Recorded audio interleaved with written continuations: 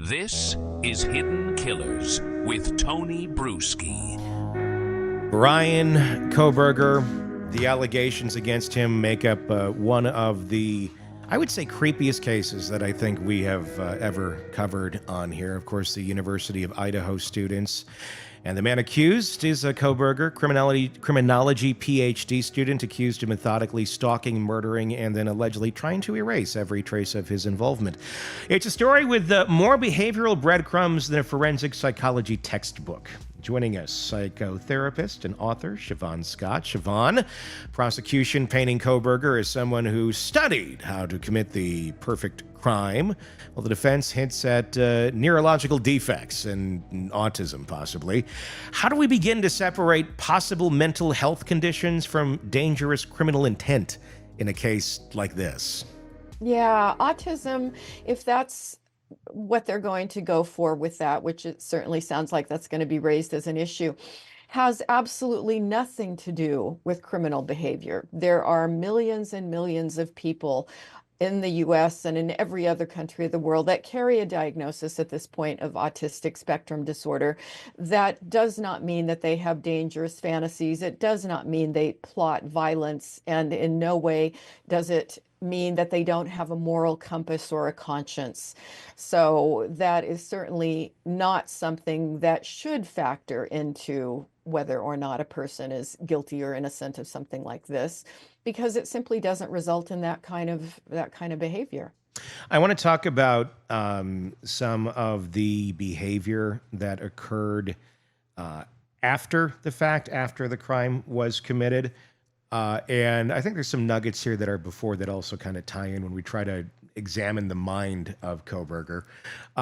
Way back, right after the crimes were committed, before they had Kohberger in custody, before we knew the name Bryan Kohberger, there was Papa Rogers.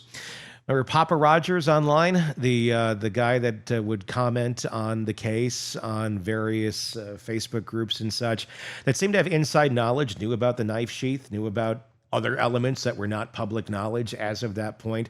The profile picture looked a lot like Bryan Kohberger if you're to do like an artistic rendition of him. And then when he was arrested, those messages stopped. It was interesting. It seemed like someone was taunting, and maybe it was him. We don't know the full answer to that question yet. And then also immediately after the crime, we have learned that he took that picture in the shower of him standing there, that selfie, wearing that tight buttoned up white shirt. And it's just a bizarre picture. You look at it and go, why? Is this a taunt? And is that all it is? I want to get your insights on this, considering the Papa Rogers part that existed that we are aware of and the correlations with the picture. Because I found a few when I was on vacation the other week. I really wasn't that much on vacation because I was sitting there on my phone all day working on stuff. This is the shower picture. He's sitting there with a thumbs up. You can't see it because it's cropped. And next to it is images from the movie American Psycho. Wow. And, same button up. That's more of a, like a smock or something, but very similar look. All cleaned up, and obviously he's holding an axe. It was a knife that was used, but very similar type looks. So that's the movie American Psycho. You also have, of course, the movie Psycho, and we all know the main scene in that is a shower. Mm-hmm. And Norman Bates wasn't a character that was necessarily understood, and people were always thinking him as a bit awkward. We have Kohberger, who also felt very similar ways from his own writings. Mm-hmm. Two movies that seem to have a lot of correlation to that shower picture and also use the word psycho in their titles.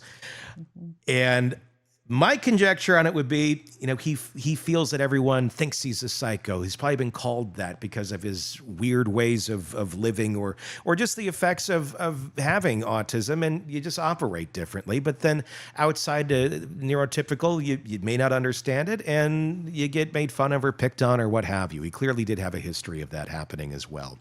Mm-hmm. Is that shower picture a big F you to everybody going, you all think I'm psycho? I'm going to put this out there right in front of you with a big thumbs up after I murder people, referencing these damn movies that no one's ever going to think that no one's going to catch this. And I got away with it. I'm really wondering, because again, he's innocent until proven guilty, but how does this strike you? It's absolutely fascinating. And, you know, I had stayed away from the movie American Psycho back when it came out. I was younger and I just thought it would freak me out. I didn't watch it. You've got me curious now. I haven't watched it in years. I don't even remember most of it. I'm going to watch it now. I'm going to rewatch, you know, just because that is really eerie. And looking at those images that you've got there, yeah, it's pretty spine chilling. So the picture of him with the thumbs up, I found incredibly creepy. Because it definitely looks like he's proud of himself. He's accomplished something. And what an odd thing to take in the shower. It looks like his hair is still wet. And there's definitely meaning there. And, you know, considering what we know about this whole situation now, it's a pretty dark meaning. Yeah. My reaction is I made this. It's like, oh my God, Kohberger's shower picture is a taunting reference to American Psycho. And then I was like, oh, Psycho too? Same, yeah. It's a big screw you. How often do we see, and you've written a great book on this, and the minds of what's the full title? I know. Minds of Mass Killers, Understanding and Interrupting the Pathway to Violence. Yes. You'll forgive me if I don't remember it all. That's okay. It's a long one. But yes, when we're talking about that, how often do we see mass killers basically emulate something because they don't feel, because they're missing that empathy, so they have to mimic something else or someone else? Sometimes it's a real killer. Sometimes, like, references with him have been to BTK. He studied under Catherine Ramsland, who wrote the book on BTK. How often do they find character or characters that they think they can relate to and almost idolize to an extent where then they're going to go out and give nods like this to them? Yeah, my sense is that it's nearly always these guys, they're from early in life, they have been thinking about murder, they've been thinking about ways to kill people, ways to torture people, and usually this is reflected in their choice of entertainment, in the movies that they watch. Often they watch certain kinds of horror films over and over and over again. They begin to identify with the perpetrators, you know, the killers. Most of us, when we watch scary movies, we identify with the victims, right? Sure. We're scared. We want the bad guy to get caught. They identify with the perpetrators. And whether it's the mass shooters who study each other online and try to out-top each other's kill scores, guys that become serial killers often become fascinated with other serial killers. That's what makes me wonder about these images. Oh, by the way, also knives, too. I think axe actually in an American Psycho, but the knives in the movie Psycho wasn't a gun or anything used there. It's so bizarre, but it kind of makes sense at the same time that would be what could be going on here.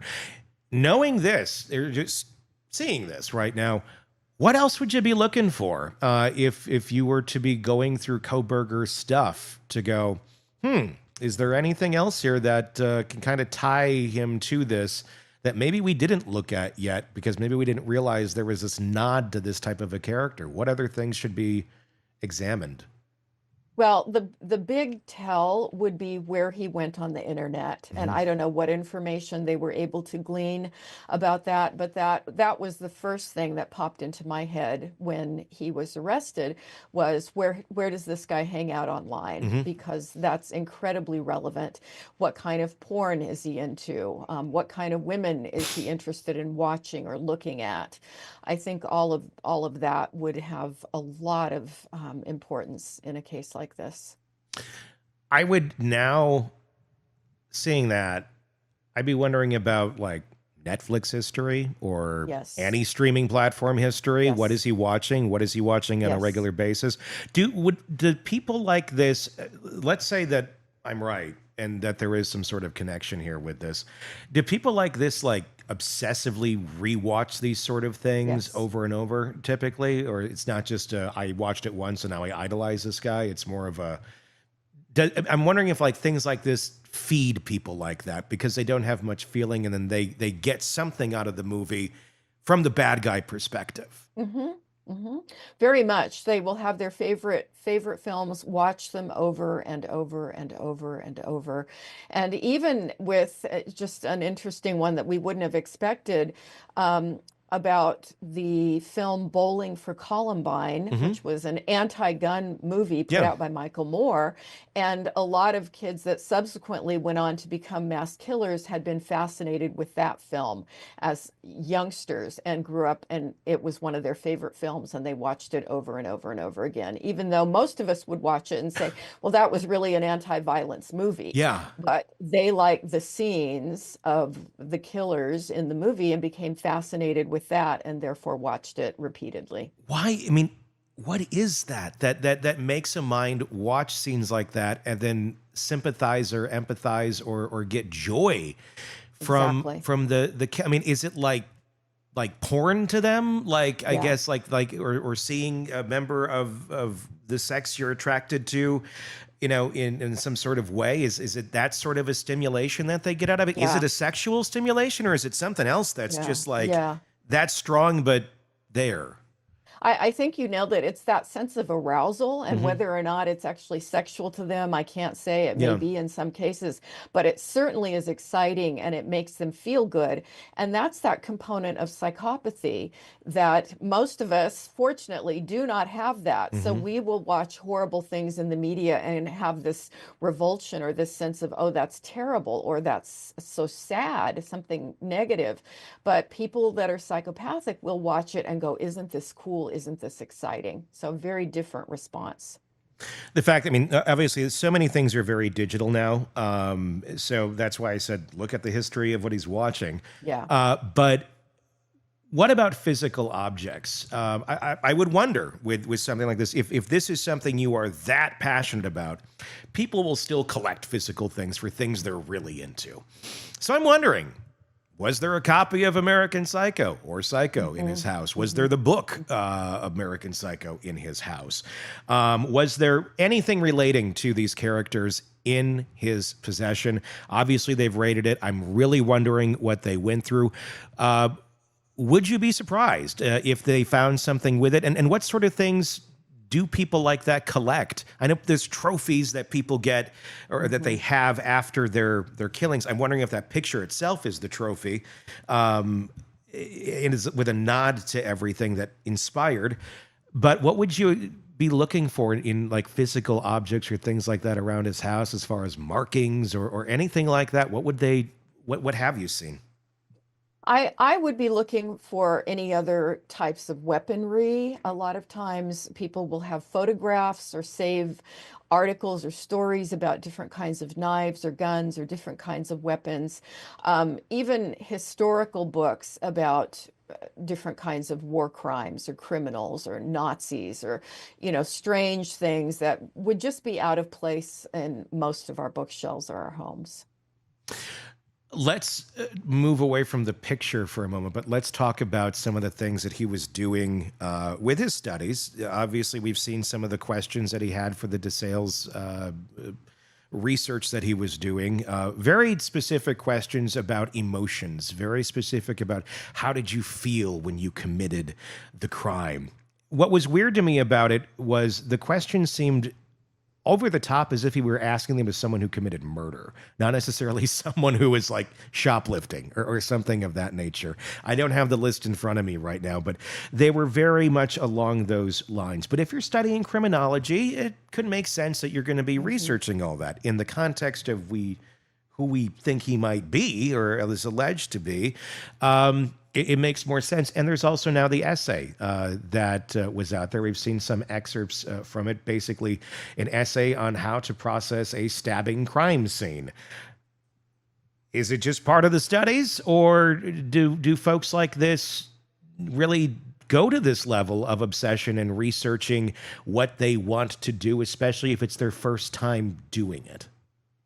Yeah, that's the thing that's so interesting in hindsight is looking back at his academic life and being able to speculate about how much of this was really meeting his fantasy needs at the time and how much he was actually studying how to be a better criminal and get away with these things.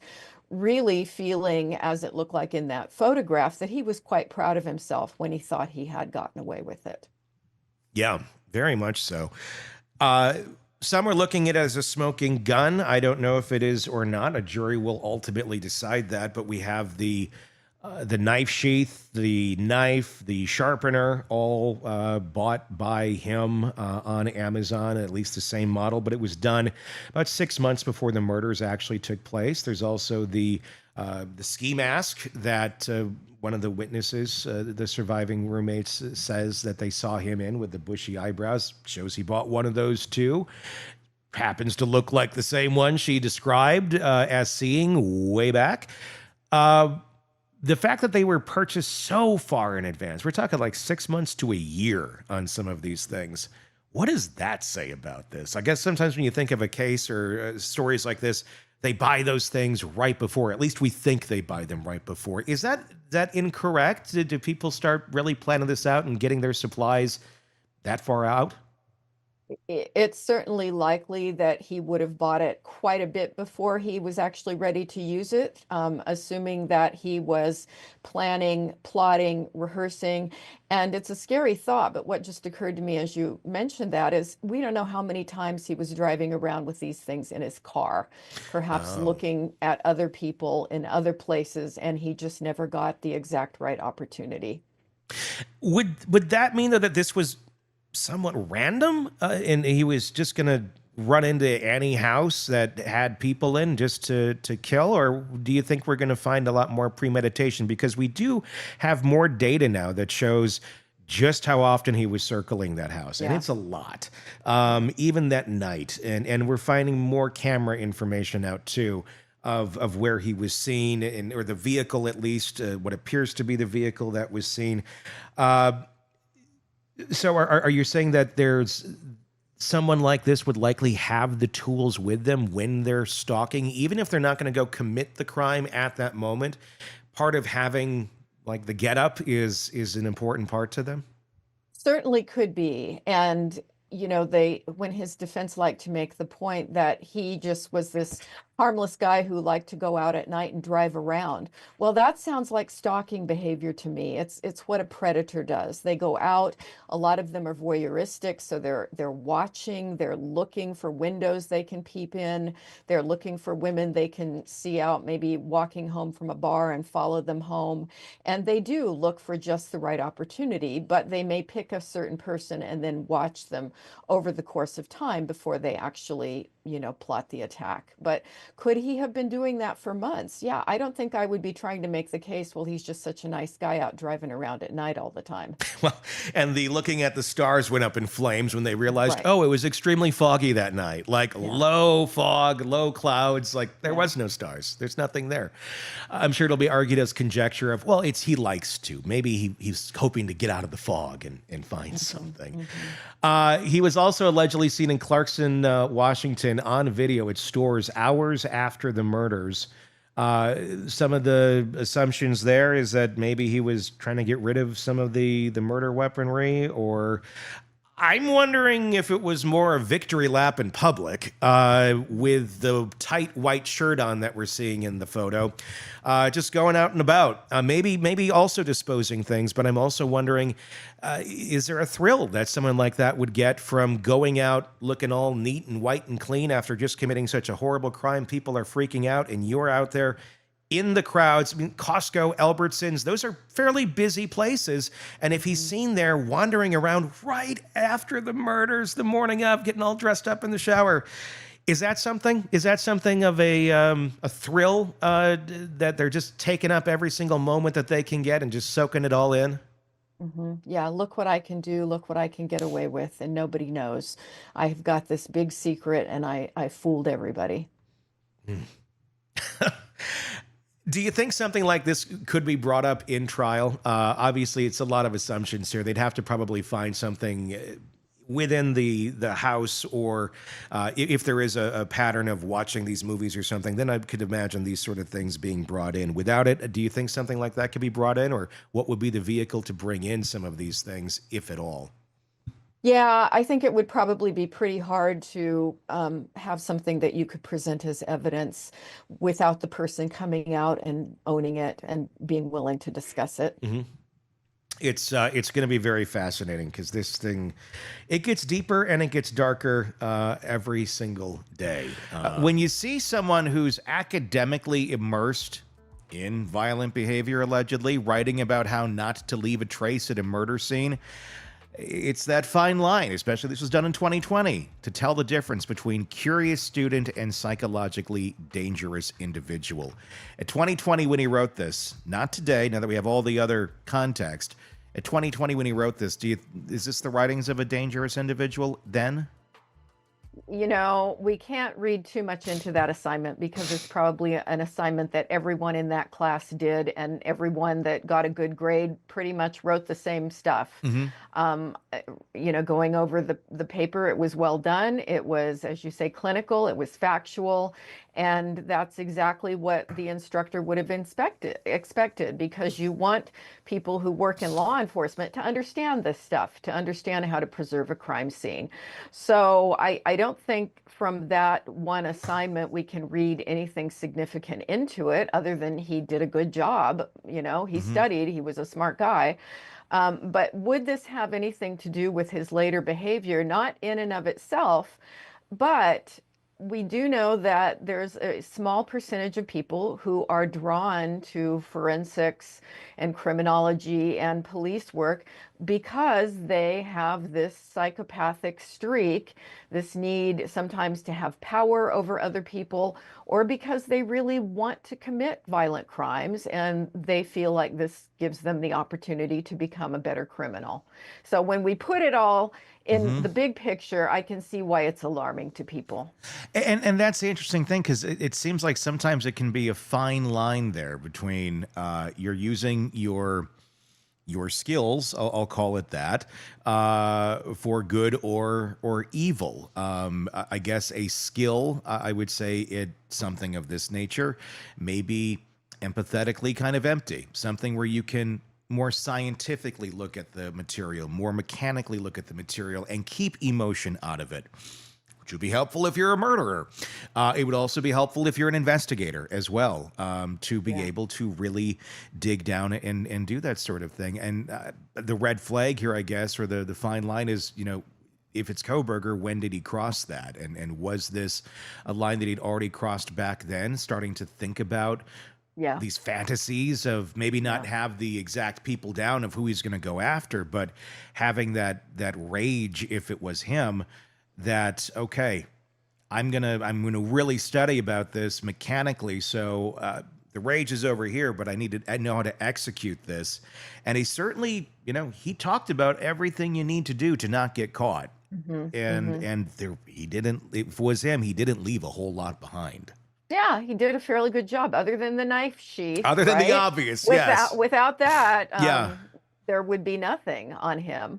So it's interesting, that emotional disconnect. It's the same in a lot of professions. I think even when you look at doctors or surgeons, you know, when somebody's doing a hip replacement on grandma, they're looking at the technical aspects of it and aligning the bones and the muscles and doing their best job. They're not thinking about, oh, and this is someone's grandma. You know, they're disconnected from the emotion. So I think, looking at where he was at developmentally, he would have been pondering a violent crime against women probably for many years, probably going at least into early to mid-adolescence. So when we look at, was this something, a path he was already on cognitively? Yeah, before. And that could have, as I said, could have driven him to want to study criminology. Let me ask you about that. If he was on this path, you know, obviously we're just talking, it's conjecture, it's allegations, he's innocent until proven guilty.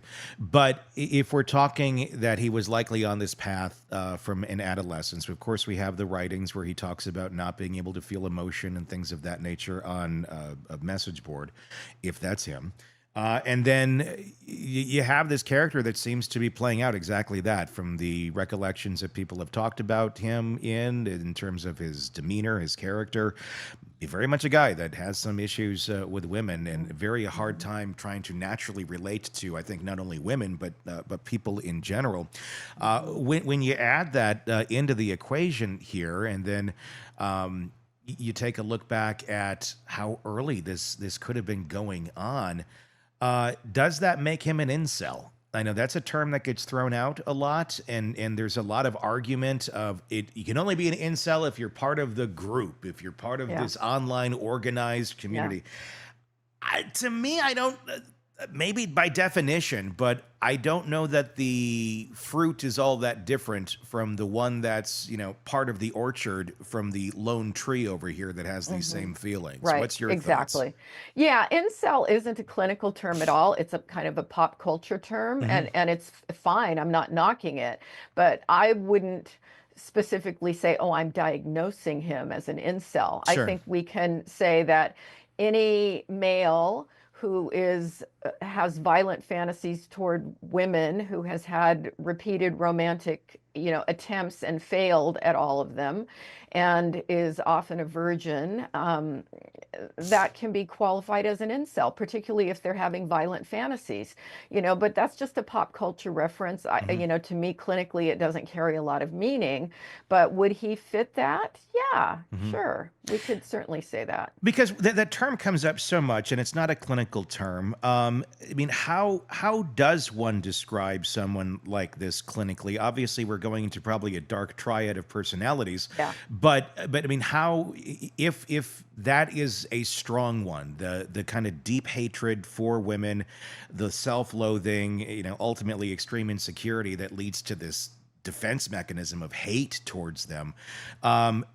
What is that? What are we looking at for somebody psychologically? And labels are one thing, but what kind of label are we putting on that? In that Label I have gone with from Yeah. the beginning, and it would fit for anybody who commits a crime like this, is severe cluster B personality pathology. And you mentioned dark triad, and that's narcissism, psychopathy, and you add Machiavellianism, that manipulative tendency. And then for a person who commits a crime like this, you throw in sadism.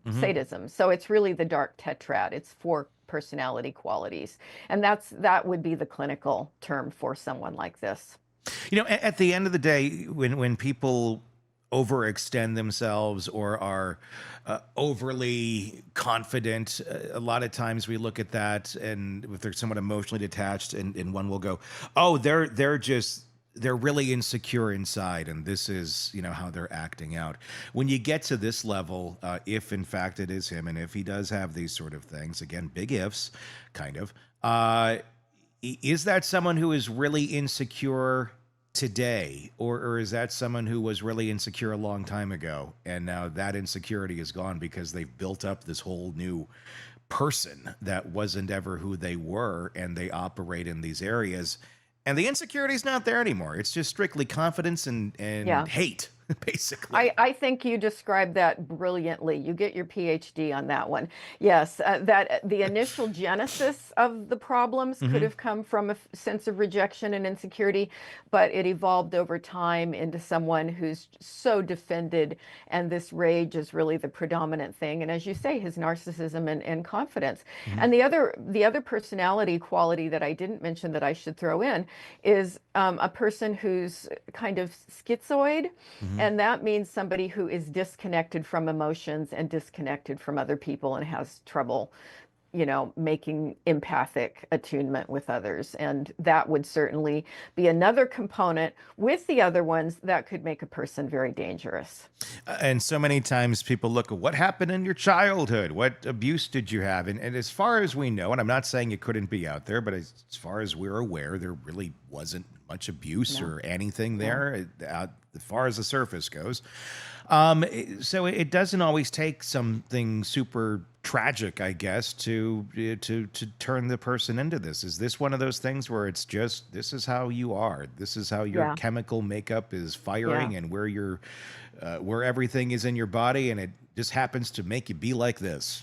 Yeah, I think we can say for folks like this, it's largely biological. Yeah. And why they come out of the chute wired wrong, we don't completely have that nailed down. We don't know, but we certainly know that not every serial killer, not every misogynist, not every horrible person has had a history of trauma. Some have, but that's true for the general population. Hmm. Many people have a trauma history and don't become cluster B personality disorders who act out violently against other people.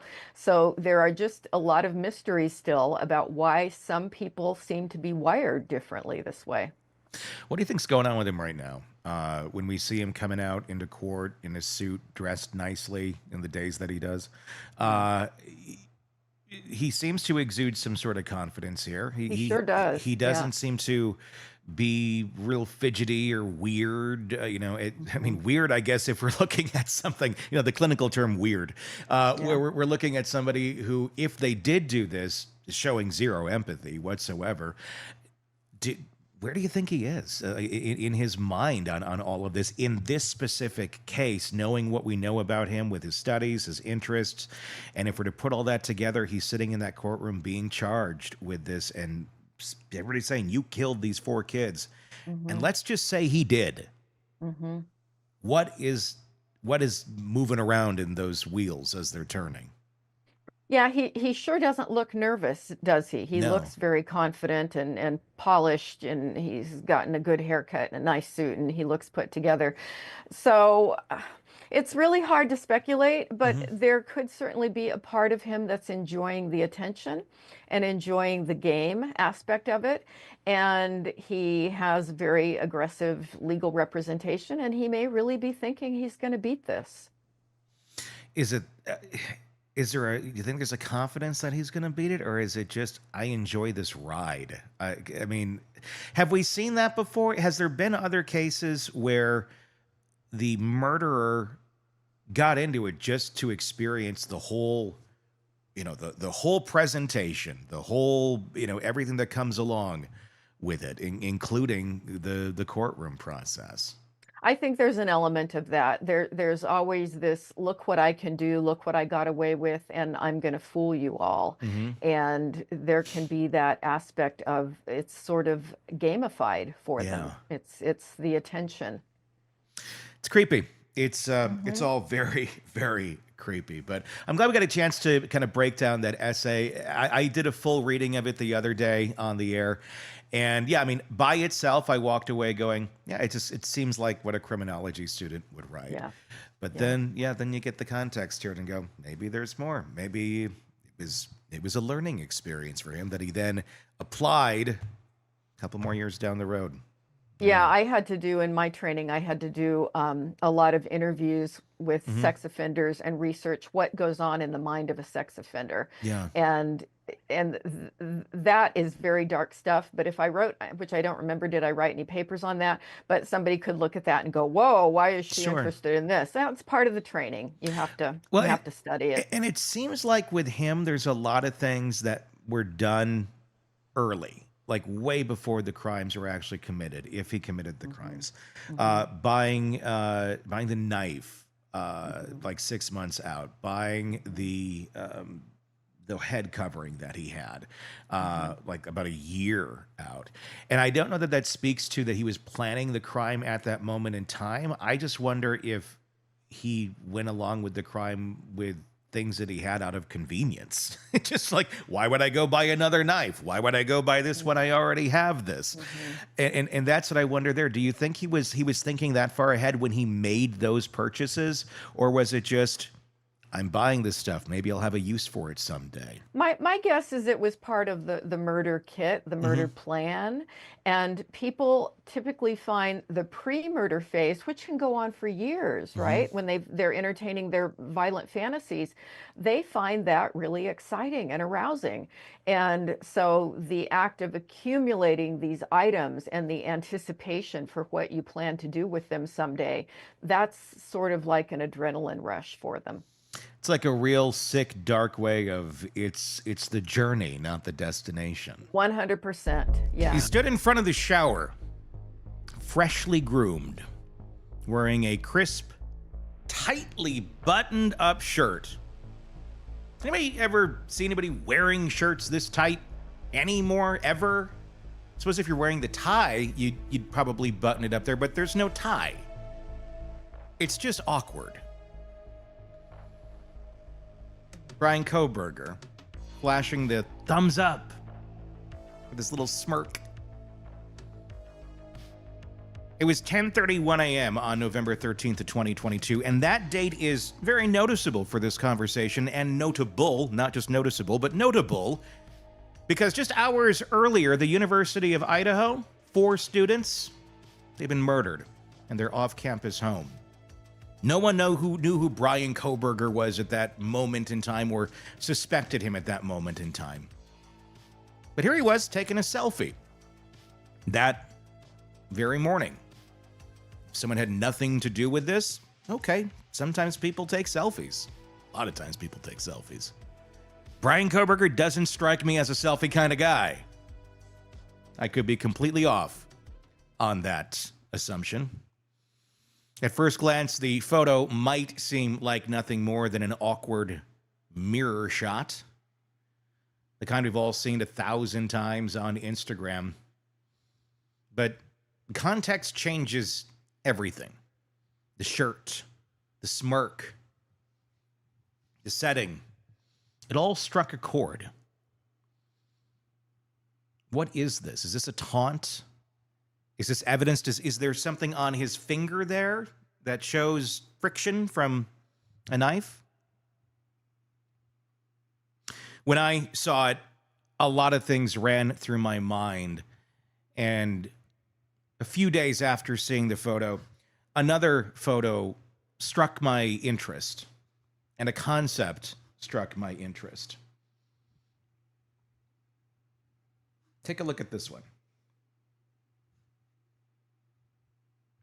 That's American Psycho, from the movie American Psycho. Notice any similarities here? Tight, button-up, white. It's not exactly the same type of shirt by any means. But one of the biggest cruxes of this case is, how did someone kill these 4 kids and not have any blood on them? Or what did they do to avoid all of that? Keep in mind, he wrote a paper not that far prior to these murders about how to commit murders pretty much like this and clean up, not get caught, and evade detection. He was studying criminology, so you got to give him that. That's not that crazy if you're studying that, really. That's Patrick Bateman from American Psycho, by the way. But there's a lot more to the similarities that I feel this picture brings out, and we're going to go through some of them. If you're just joining us, be sure to press subscribe, whatever platform you're listening to us on, if it's on podcast.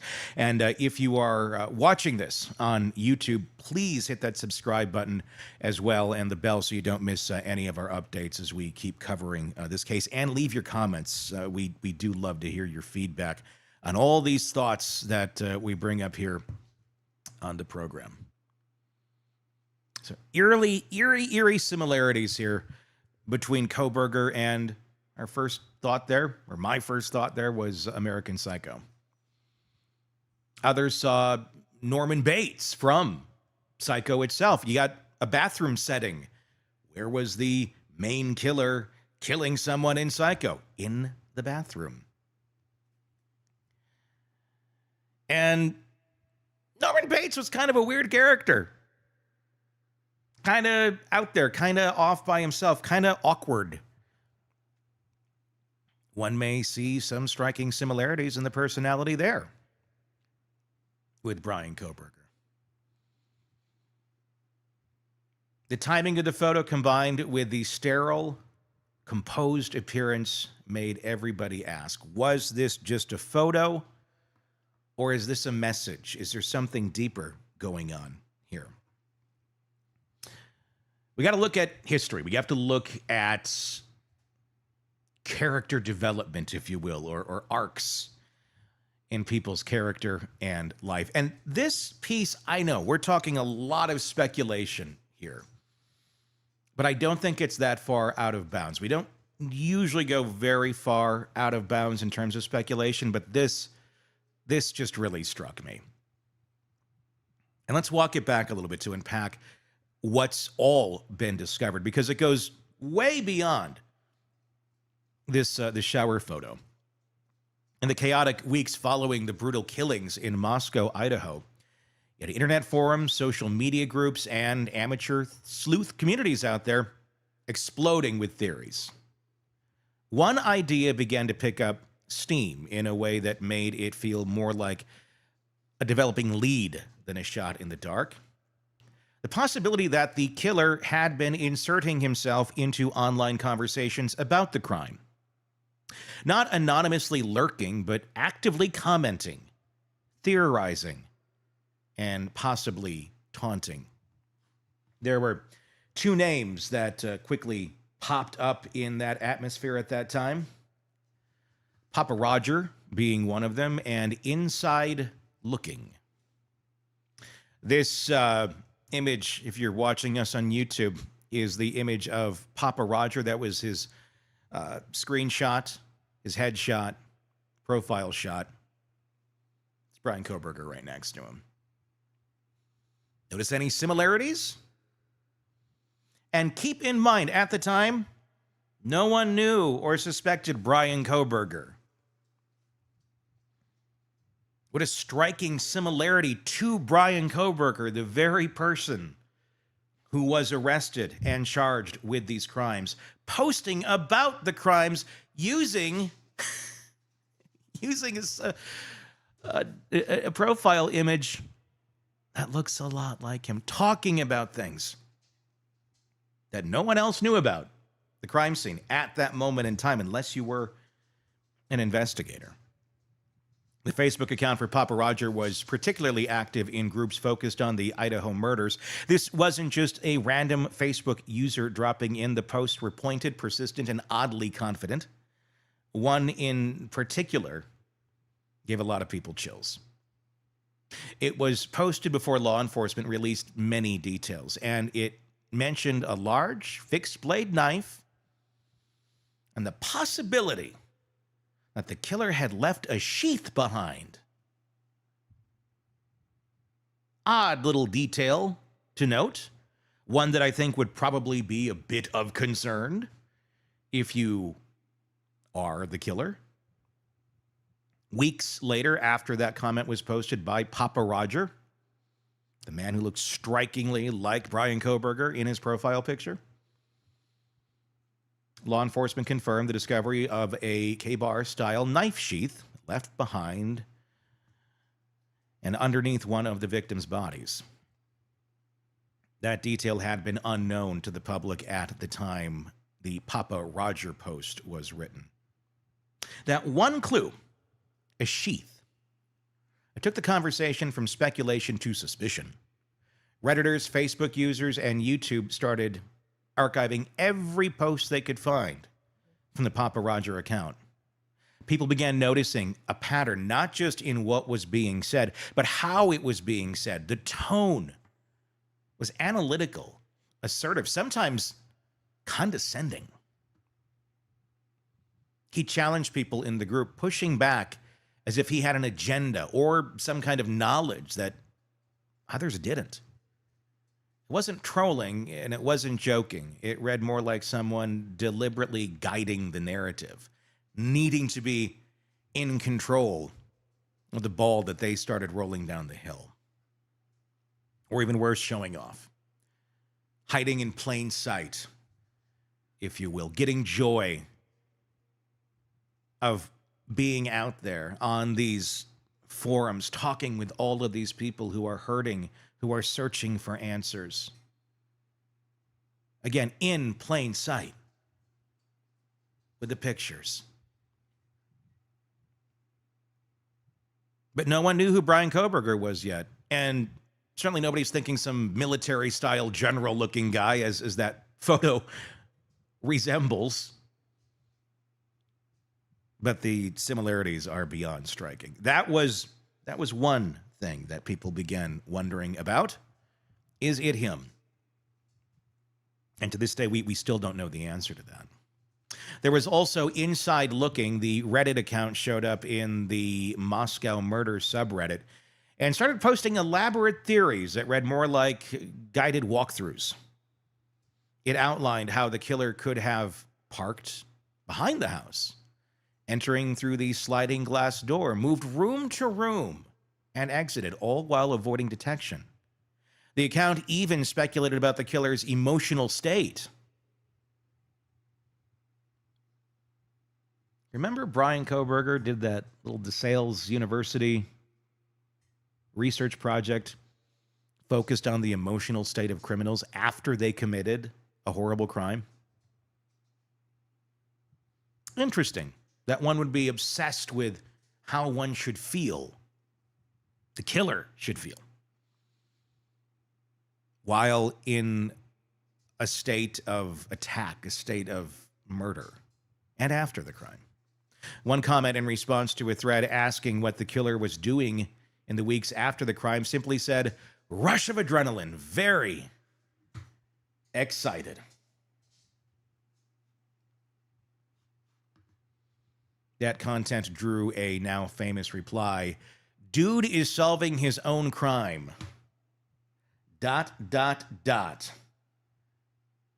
Psycho."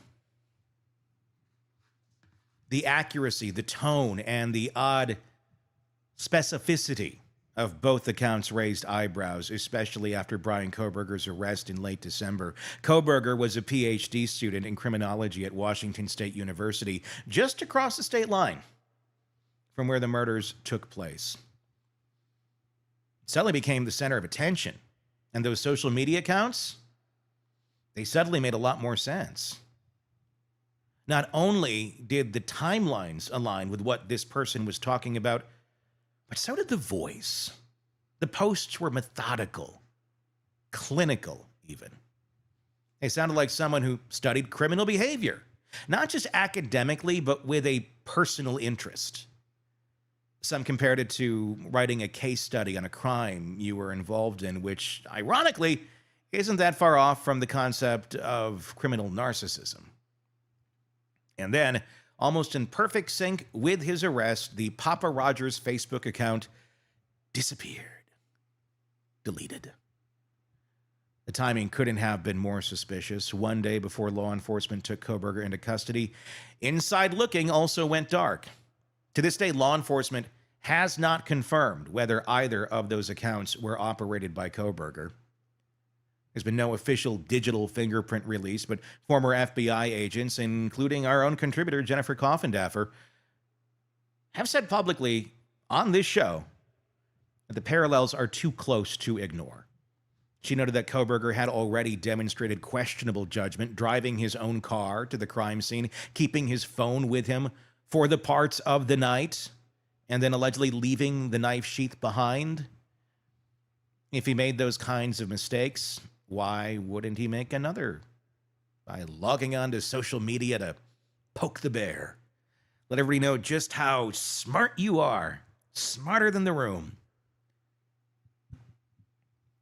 Which brings me back to the haunting bathroom selfie, which you can now see here on the screen, along with all of those photos put together. It's a creepy, creepy image if you're watching us on YouTube.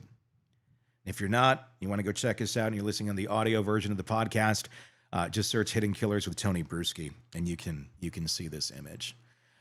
It has the Kohberger in the shower. It has the American Psycho character right behind it. It has Norman Bates next to it, and it has Papa Roger right below. Kohberger's picture, that selfie, sure fits right in with these, doesn't it? You couldn't have asked someone to take a selfie that looked more like a piece from a murder mystery movie than this. All vampiric looking and just creepy. Some may say psycho. If it's him. All allegations, all speculations. This man is innocent until proven guilty. We have to look at the evidence. We have to look at the correlations. And we have to look at this guy who, if Papa Roger is him, and I don't know how it could not be, was getting a bit of a thrill at being smarter than the rest of the room before he got caught. Being right out there in the center of everything, talking about the case, even when someone on one of the forums brought up, okay, the white Hyundai Elantra, as that information came to light and the public started searching for that vehicle. He didn't engage in that one. He didn't tell anyone, well, yes, it must have been that because it's on camera. No, that raised a red flag to him, and he even called it, that's a red herring. Get off this path. I own one of those. And then right after, he changed his license plates. After the arrest, investigators found the photo on Kohberger's phone. It was timestamped 10:31 a.m. on November 13th, just hours after the murders occurred. Shows him clean, calm, and almost smug. He's in the bathroom, giving a casual thumbs up. His shirt is buttoned up all the way. Clean and pressed. His hair is in place. There's no blood, no bruises, no signs of struggle. Just an oddly serene man standing in front of a shower.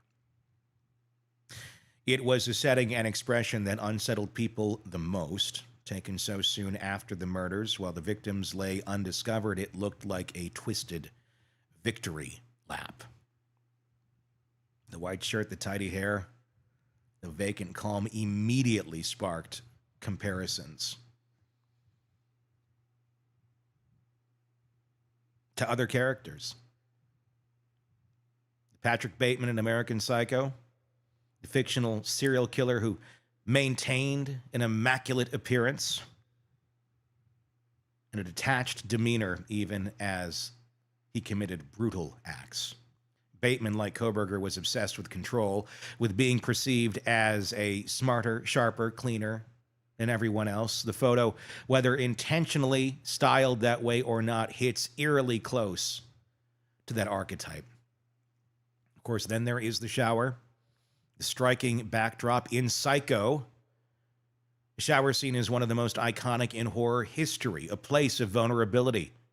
Turned violent, people couldn't help but notice the dark symbolism of Kohberger's standing there, clean, composed, while a scene of real-life horror played out just hours earlier down the road. But maybe it was all a coincidence. Maybe he just liked how he looked that morning.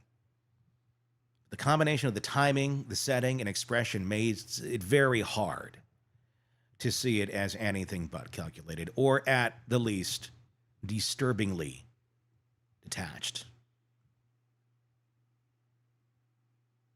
Kohberger, from what we understand from his own writings that have been dug up online, was someone who did feel detached, felt a lack of emotion, lack of empathy, a lack of feeling in general. He called this out in himself when he was in his teen years, allegedly on a message board post that was discovered shortly after he was arrested. And those who got to know him described him as being very similar to what he was describing himself as a mid-teen. Someone who just didn't seem to mesh with society, didn't have social skills, always seemed like he was smarter than the room, condescending, controlling. And if questioned, you don't question a character like that.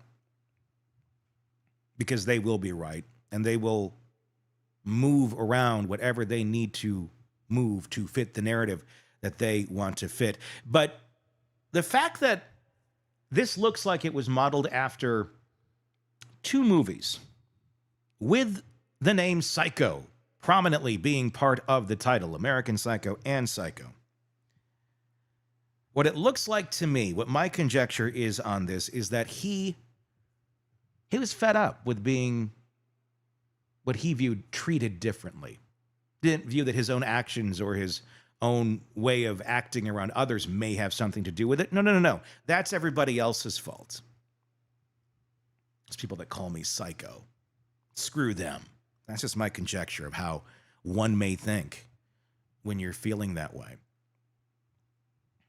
I'll show them. And he did. He showed them all right, thinking he was smarter than everyone else in the room if it was him. Taking a photo like that, putting it out there. Right here, guys. Never going to figure it out. Soon it was learned he wasn't the smartest in the room because more fuel was added to the fire when it was revealed that Kohberger's phone had pinged near the crime scene at 9:12 a.m. Again, just hours after the murders.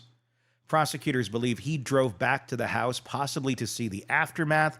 Maybe he was curious. Maybe he was watching.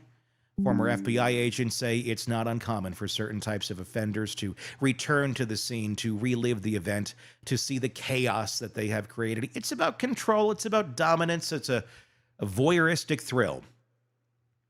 And you line that up with the selfie taken the hour later. The narrative starts to take shape. It is not just a photo. It might be a timestamp of satisfaction. Meanwhile, Kohberger went back to business as usual. He attended classes. He continued his role as a teaching assistant. He graded papers, and according to several students, his demeanor even changed. He seemed more relaxed, more talkative, and very disheveled that first day back in class. Before the murders, he failed an entire class on an exam. Afterward, he started giving everyone perfect scores. It was as if something had shifted, not in a normal way, but in a very bizarre, manic and quiet, confident way. As if whatever pressure had existed before had then been released. At the time that all that was going on, he was allegedly also taking precautions. He drove cross-country with his father for the holidays, heading back to Pennsylvania. Once there, surveillance caught him wearing gloves while taking out the trash. He even tried to dispose of garbage in his neighbor's bins. You know, like you do at 4 a.m. when you're visiting your parents on the opposite side of the country. Investigators say he meticulously cleaned his car, the same one believed to be seen near the crime scene, and even changed the license plates days after the killings. The defense has, of course, pushed back, as they have on everything, saying those behaviors can be explained. Hygiene habits, nervous energy. No, it doesn't. You can't just say that and expect everyone to go, oh yeah, nervous energy, putting random things in plastic bags and then going and putting them in your neighbor's garbage can. And yeah, no. Prosecutors argue that taken together, they paint a clear picture. Someone who knew he had something to hide. And there's the psychological side. Experts across the board, former FBI agents, forensic psychologists, criminologists have described Kohberger as someone who may exhibit traits of narcissism and psychopathy. Again, not diagnosed, just observations. That doesn't mean, like I said, he's been diagnosed, but his behavior fits a pattern. Cold, methodical, lacking remorse, focused on control. Even the way he allegedly treated students in his class points to someone who relished power dynamics. And if he did post online as Papa Roger or inside looking, that lines up perfectly with the idea of someone who wants to be the smartest guy in the room, someone who gets a thrill from being involved in the chaos without anyone realizing. Someone who couldn't resist showing off, even if it meant taking a risk. It's not the behavior of a criminal mastermind. It's the behavior of someone who wanted to be seen as one. Someone who thought he was smarter than everyone else, smarter than law enforcement, smarter than the public, maybe even smarter than the justice system itself. Or maybe he wanted to experience the justice system itself. We don't know for certain what his intentions are. We probably never will. If it's him. We don't know for certain if he posted online or if that selfie was a taunt. What we do know is that there is a trail of behavior, both digital and physical, that has unsettled even the most seasoned investigators. Kohberger, of course, has pled not guilty by remaining silent when asked to enter a plea. He's entitled to a fair trial, and the burden of proof lies with the state.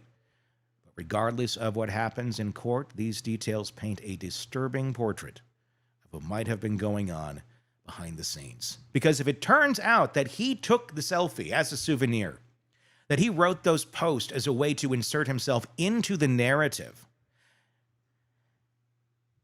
and he circled back to the crime scene just to watch it all unfold, and that the picture in the shower and the outfit were an homage to American Psycho and Psycho.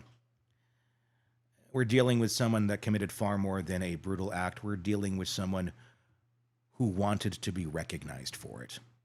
And that's the most chilling part. Not just the violence, not just the loss, but the idea that someone might have killed and then smiled for the camera, confident that nobody would ever connect the dots.